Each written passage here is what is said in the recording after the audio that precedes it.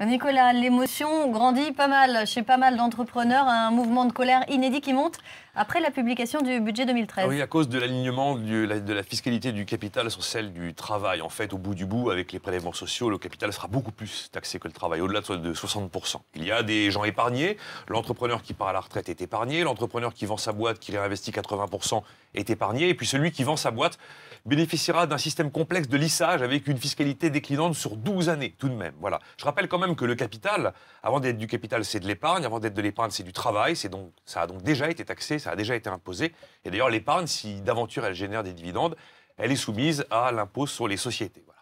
Alors pourquoi le gouvernement a-t-il fait ce choix ? Pas évident de le savoir, soit par dogme, c'est un slogan politique, taxer le méchant capital, c'est une explication, soit par improvisation. On fait un copier-coller de la promesse sans étude d'impact, on se rend compte que ça ne va pas.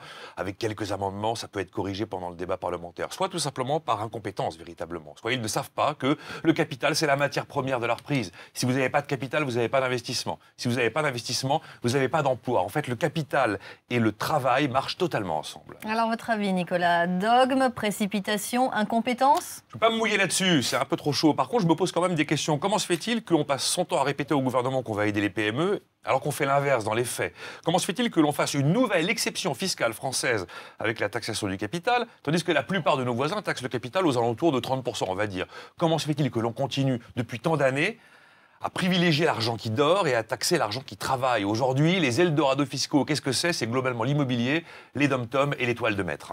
Alors Nicolas, une fois de plus, le gouvernement invoque l'argument de la justice sociale pour justifier ses choix budgétaires. Oui, mais la justice sociale, c'est pas en allant taxer le capital. La justice sociale, c'est que tout le monde ait un boulot avec un pouvoir d'achat qui augmente de manière régulière. L'incitation, c'est absolument essentiel.